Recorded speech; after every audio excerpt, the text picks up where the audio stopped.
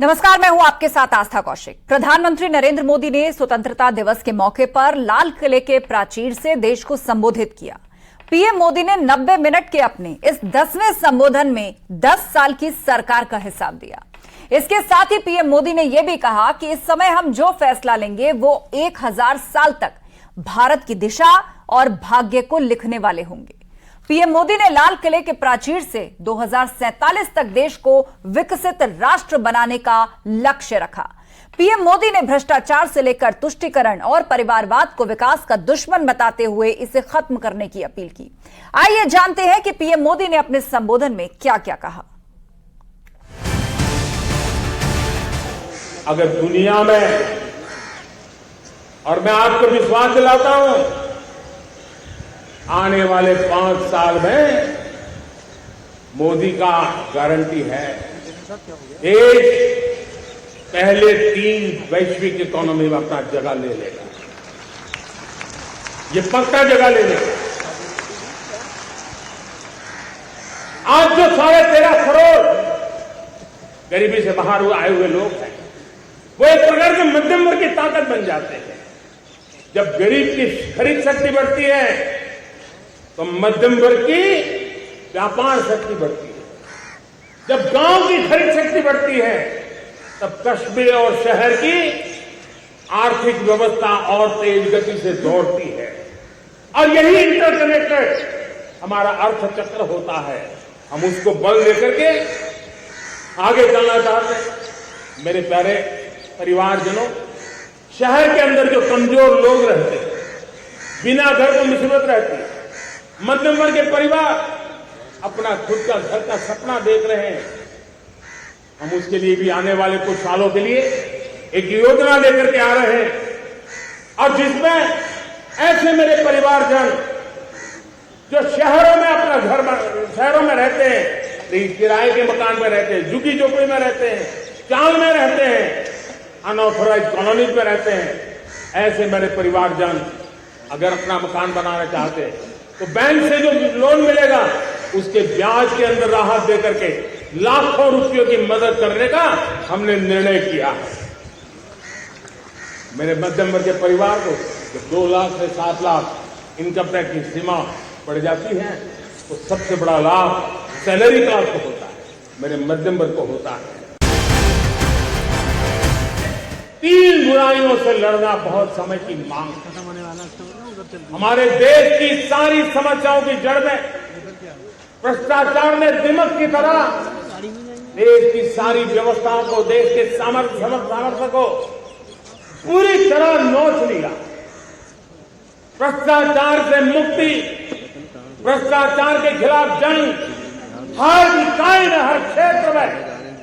और मैं देशवासियों, मेरे प्रिय परिवारजनों, ये मोदी के जीवन का कमिटमेंट है, ये मेरे अपने व्यक्तित्व का एक कमिटमेंट है कि मैं भ्रष्टाचार के खिलाफ लड़ाई लड़ता रहूंगा।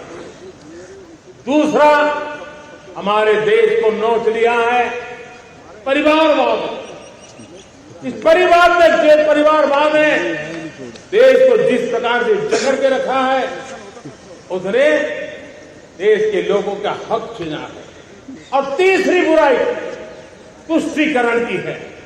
ये तुष्टीकरण में भी देश के मूलभूत चिंतन को, देश के सर्व समाज वैश्विक हमारे राष्ट्रीय चरित्र को दाग लगा दिए, तहस नहस कर दिया है ये। और इसलिए मेरे प्यारे देशवासियों, इसलिए मेरे प्यारे परिवारजनों, हमें इन 3 बुराइयों के खिलाफ पूरे सामर्थ्य के साथ लड़ना है। भ्रष्टाचार, परिवारवाद, तुष्टीकरण, कुछ ऐसी चीजें हमारे पास हैं तो हमारे पूर्वजों ने हमें विरासत में दी है और वर्तमान कालखंड ने गढ़ी है। आज हमारे पास डेमोग्राफी है, आज हमारे पास डेमोक्रेसी है, आज हमारे पास डायवर्सिटी है। डेमोग्राफी, डेमोक्रेसी और डायवर्सिटी की ये त्रिवेणी भारत के हर सपने को साकार करने का सामर्थ्य रखता है। आज पूरे विश्व में लोग वहां देशों की उम्र ढल रही, ढलाव पर है, तो भारत युवान की तरफ ऊर्जावान होकर के बढ़ रहा है। कितने बड़े गौरव का कालखंड है कि आज 30 साल की कम आयु की जनसंख्या दुनिया में सर्वाधिक कहीं है, तो ये मेरे भारत मां की गोद में है, ये मेरे देश में है। और 30 साल से कम उम्र की नौजवान हो, मेरे देश के पास हो, कोटि कोटि भुजाएं हो, कोटि कोटि मस्तिष्क हो, कोटि कोटि सपने, कोटि कोटि संकल्प हो, तो भाइयों बहनों, मेरे प्रिय परिवारजनों, हम इच्छित परिणाम प्राप्त करके रह सकते हैं। मेरे प्यारे परिवारजनों, देश का भाग्य ऐसी घटनाएं बदल देती, ये सामर्थ्य देश के भाग्य को बदल देता है। भारत 1000 साल की गुलामी और आने वाले 1000 साल के भव्य भारत के बीच में पड़ाव पर हम खड़े हैं, एक ऐसी संधि पर खड़े हैं, और इसलिए अब हमें न रुकना है, न दुविधा में जीना है।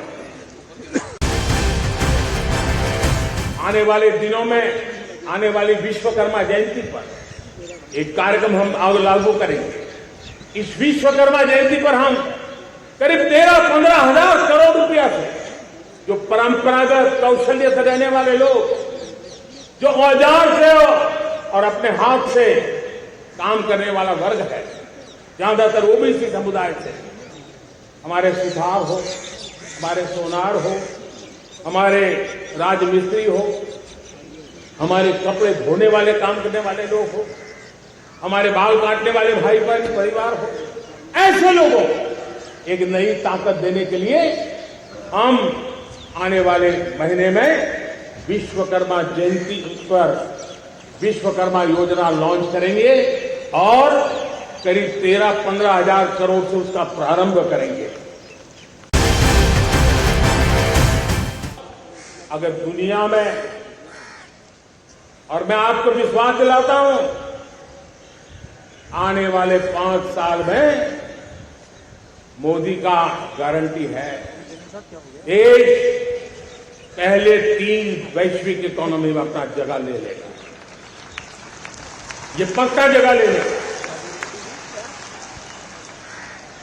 आज जो 13.5 करोड़ गरीबी से बाहर आए हुए लोग हैं, वो एक प्रकार से मध्यम वर्ग की ताकत बन जाते हैं। जब गरीब की खरीद शक्ति बढ़ती है, तो मध्यम वर्ग की व्यापार शक्ति बढ़ती है। मैं 10 साल का हिसाब तिरंगे की साक्षी में लाल किले की प्राचीर से मेरे देशवासियों को दे रहा हूं। आंकड़े देख करके आपको लगेगा इतना बड़ा बदलाव, इतना बड़ा सामर्थ्य। 10 साल पहले राज्यों को 30 लाख करोड़ रुपए भारत सरकार की तरफ से जाते थे। पिछले 9 साल में यह आंकड़ा 100 लाख करोड़ पर पहुंचा है। पहले स्थानीय निकाय के विकास के लिए भारत सरकार के खजाने से 70,000 करोड़ रुपए जाता था, आज वो 3 लाख करोड़ से भी ज्यादा जा रहा है। पहले गरीबों के घर बनाने के लिए 90,000 करोड़ रुपया खर्च होता था, आज वो 4 गुना होकर के 4 लाख करोड़ से भी ज्यादा खर्च गरीबों के घर बनाने के हो रहा है। पहले गरीबों को यूरिया सस्ता मिले, जो यूरिया की बैग दुनिया के कुछ बाजारों में 3,000 में बिकती है, वो यूरिया की बैग मेरे किसानों को 300 में मिले, और इसलिए देश की सरकार 10 लाख करोड़ रुपया मेरे किसानों की यूरिया में सब्सिडी दे रहा है। हमने योग और आयुष के द्वारा विश्व कल्याण और विश्व के स्वस्थता की दिशा में काम किया है। और आज भारत विश्व मंगल की मजबूत नींव डाल रहा है। इस मजबूत नींव को आगे बढ़ाना हम सबका काम है, हम सबकी जिम्मेवारी है। मेरे प्यारे परिवारजनों, सपने अनेक हैं, संकल्प साफ है, नीतियां स्पष्ट है, नीयत के सामने कोई सवाल या निशान नहीं है। लेकिन कुछ सच्चाइयों को हमें स्वीकार करना पड़ेगा और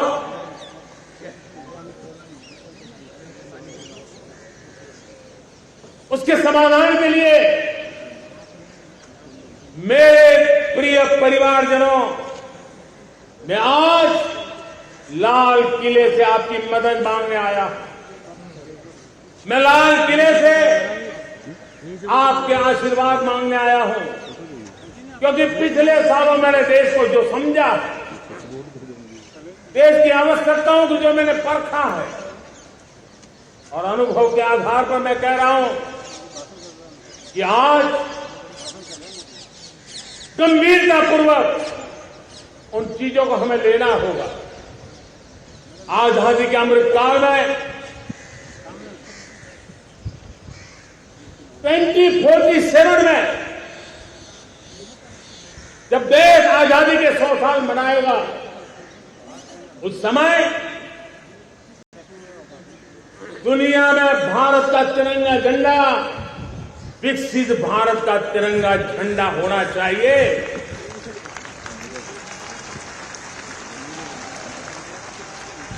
रत्ती भर भी हमें रुकना नहीं है, पीछे नहीं हटना है। और इसके लिए शुचिता, पारदर्शिता और निष्पक्षता, ये पहली मजबूती की जरूरत है। हमें उस मजबूती को जितना ज्यादा खाद पानी दे सकते हैं, संस्थाओं के माध्यम से दे सकते हैं, नागरिक के नाते दे सकते हैं, परिवार के नाते दे सकते हैं, ये हमारा सामूहिक दायित्व होना चाहिए।